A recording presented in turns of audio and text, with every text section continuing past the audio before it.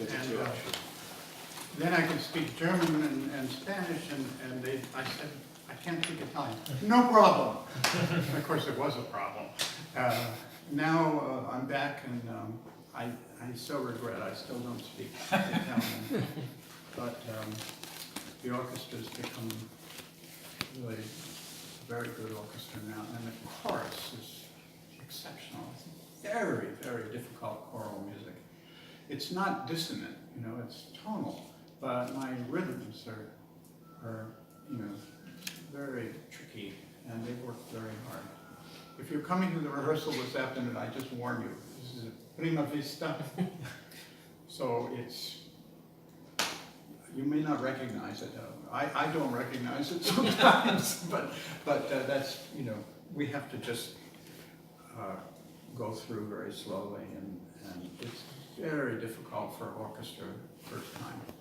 Even the Berlin Philharmonic, when we did performances last year, it took a long time. So, but I'm having a wonderful time.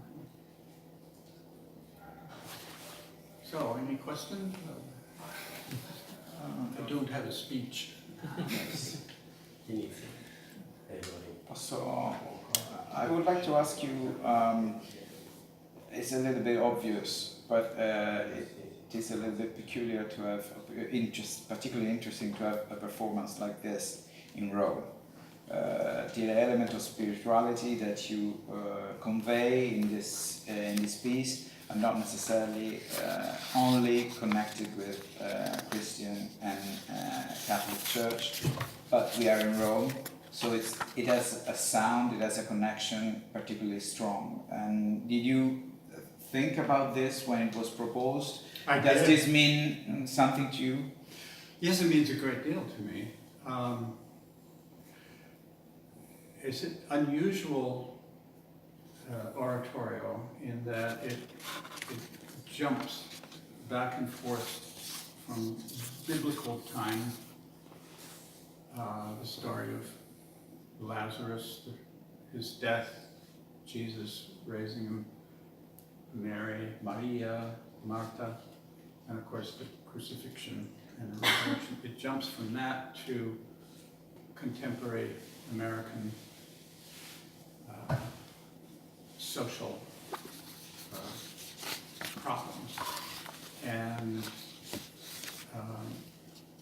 the first thing that I thought about, you know, we see the homeless people all the time in the big cities. I'm sure you do here in Rome, but in you know, I lived near San Francisco, and now there's this billions of dollars of Facebook and Google and Twitter. They're all in San Francisco, and you know, one person is worth 10 billion euros. You know, and then you look in the streets, and there are tens of thousands of people lying in the gutter, you know, covered with disease and illness and drugs. And I realized that that's Jesus spent his entire adult life caring for these people. You know, when you read the Bible, you just see they're ill, they're lame, but you have to make a next imaginative jump to realize that those are the people that Jesus spent his life with, were those miserable people, the sick, people that don't smell well, people that don't behave well. You give them some money and they don't thank you. They're,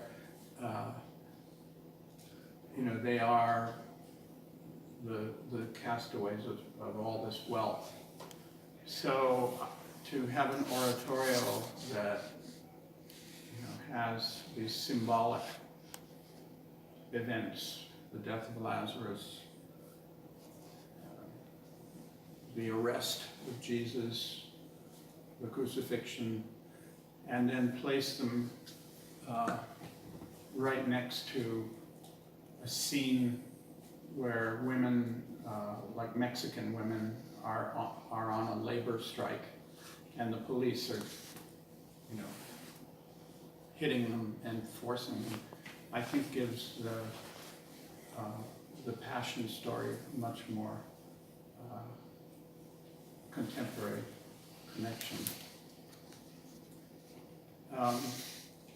Musically, it's an interesting piece because some of it sounds very modern as a bass guitar, and some passages where the orchestra really just, it almost sounds like rock, you know. And then there are other moments that sound, I think, almost like medieval or Renaissance music. I have 3 contratenori, what do you call them, who sing very pure, like angels. So this collision of very, very old and then very modern, I think, makes this piece unusual.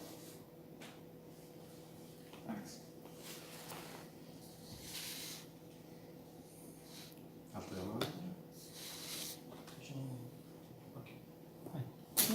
Everybody's so polite. So shy. I see there are a lot of scenes, but is there a color for the piece, musical color? Is there a heart? Yeah, core, Core. musical core, yeah. I'm not sure what you mean. Like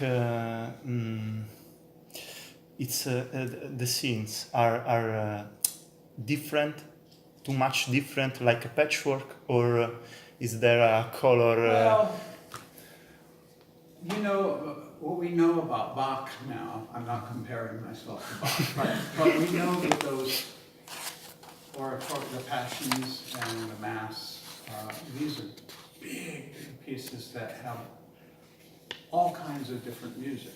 You know, it has Italian dance music, and it has Martin Luther hymns, and you know, we all think of it as Bach, but if you do the research, you find that, you know, he was a composer that took ideas from everywhere, just as Dante did all kinds of verse forms.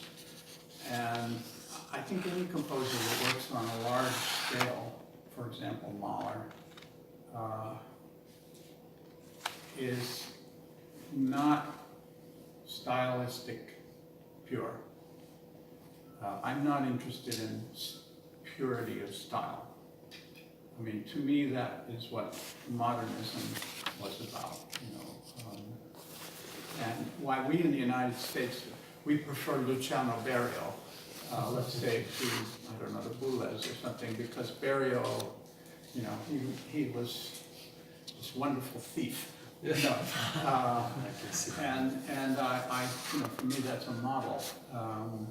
So, as I say, you can hear rock in my piece, you can hear,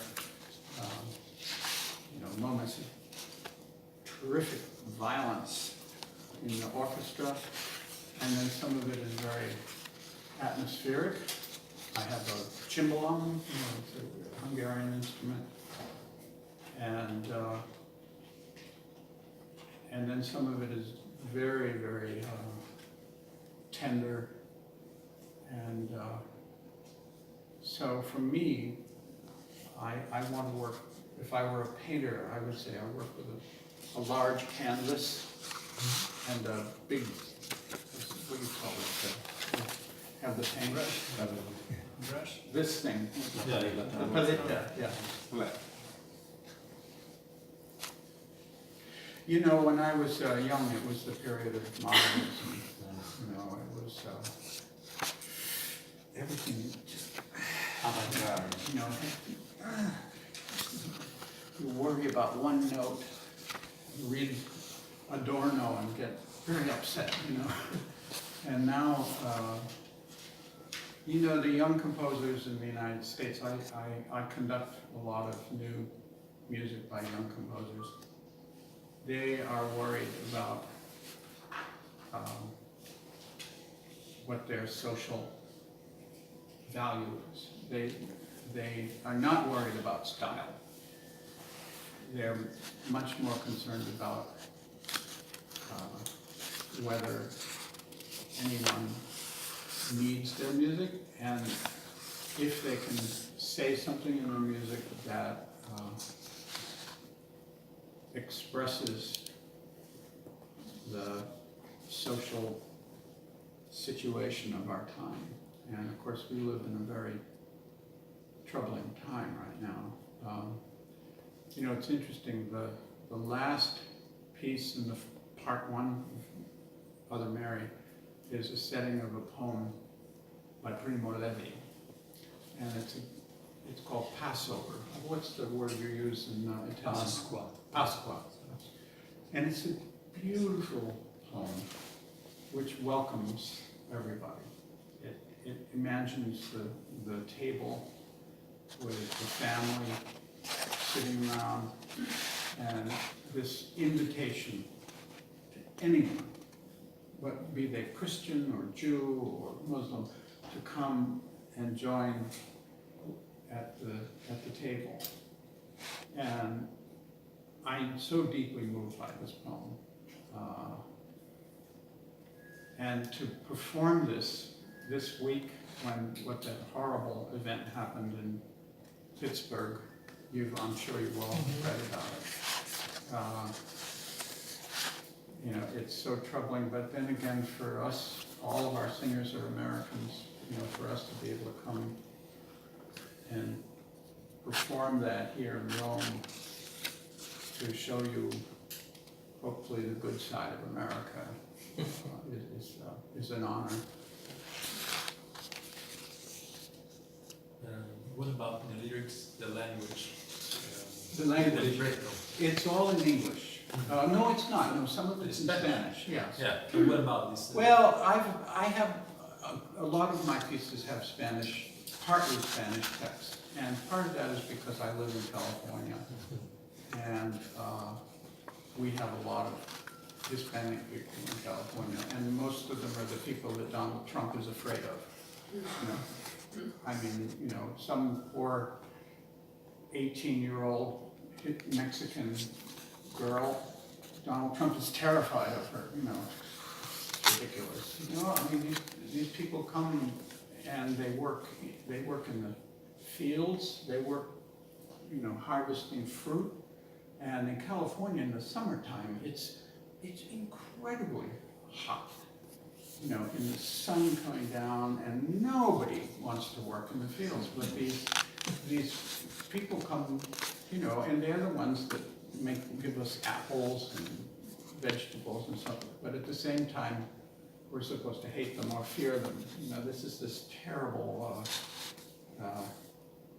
It's just a crisis in American culture right now. So I'm very proud of our Hispanic people, and so I love the language, and I love to celebrate the fact that we in California are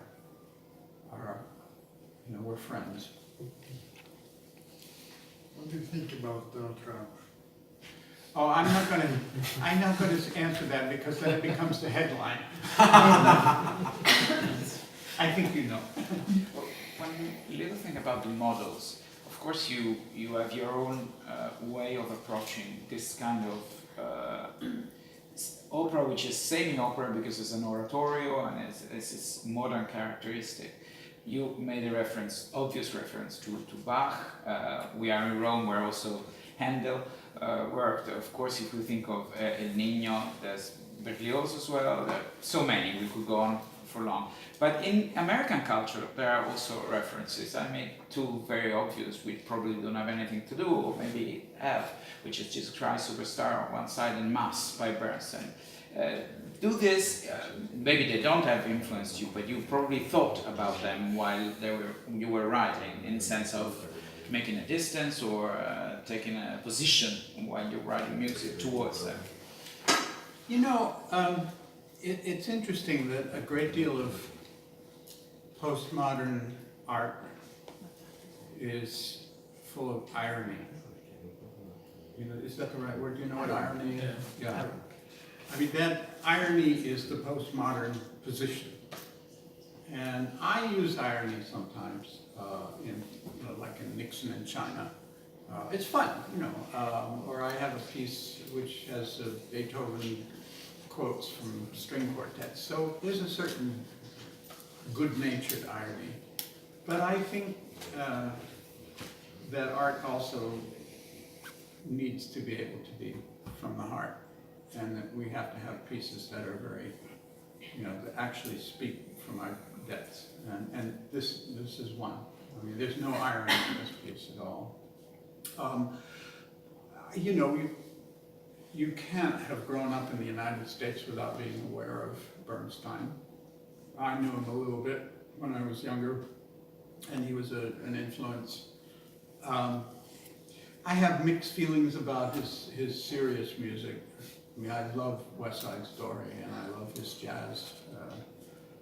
But when he became serious, it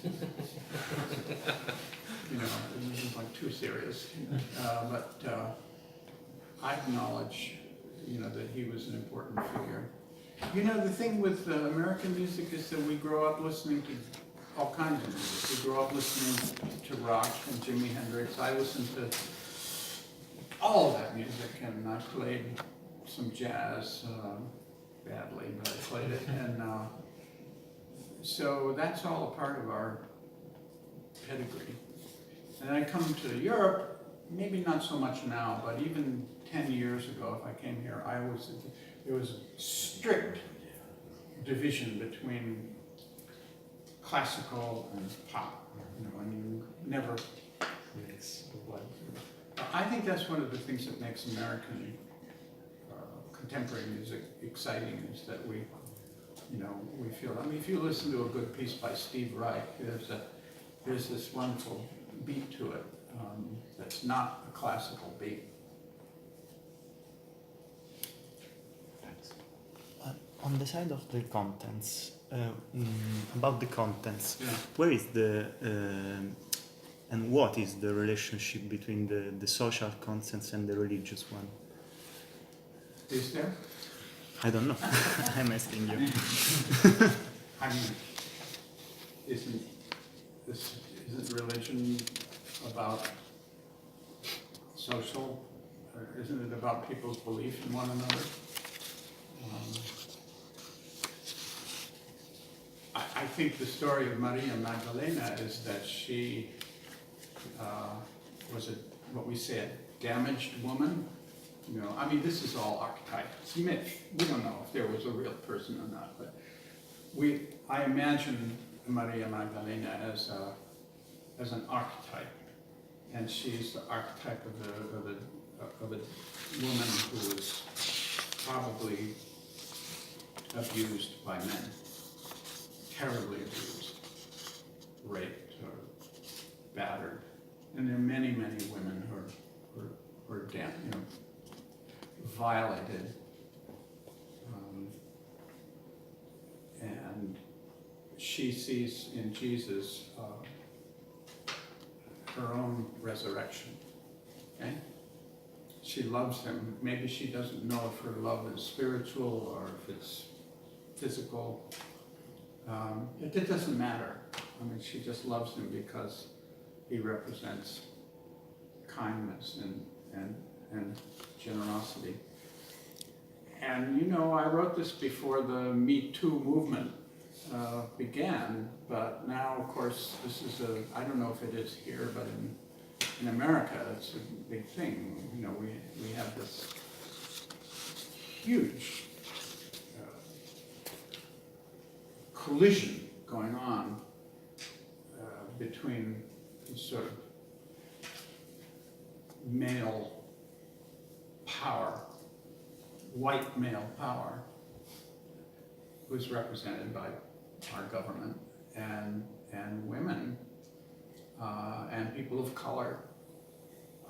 And I think right now is this moment, which is why it's so frightening, because the power structure is beginning to fear that they will be taken over. We might have a woman president, and that makes some men very, very nervous. So I think this piece is a good piece to have right now, because the women are not perfect. You know, these women, Maria Magdalena, they're not perfect, but they are searching for, a sense of grace. Any questions? Which is the relation between music and paintings about the Passion? Paintings about Passion of Christ, and if there are also paintings in the concert behind? No, Oh, I didn't know that. no. Scenography, Maybe something. that's No. something new, I didn't know. No. Well, my daughter's a painter and my wife is a photographer, so I grew up, looking at a lot of paintings. And I looked, for example, I have a scene with a crucifixion, and I had that, it was a German woodcut of, Jesus on the cross, and there are all these people around the cross, but they're not all looking at him. Some are eating, and some are, playing games, and there's a dog eating. It's this like strange crowd of people going on with their lives while this man is dying. So I kept that in my head. Yeah, the chorus has to sometimes be, they have to be the angry, we use the word the mob, the crowd. So during the crucifixion, they're screaming at Jesus, they're laughing at him and throwing things at him. And, it's a really terrifying moment.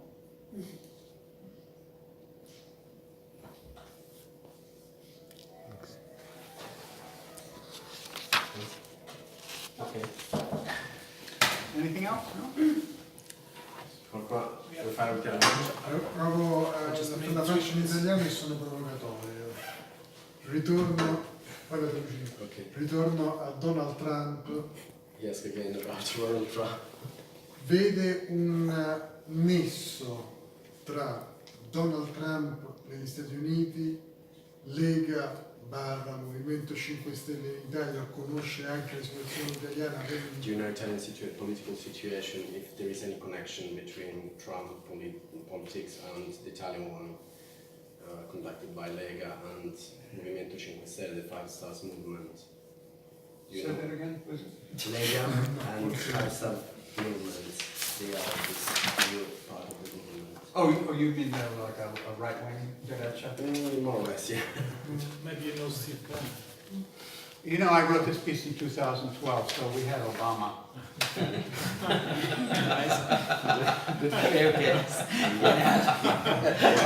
They get it slang.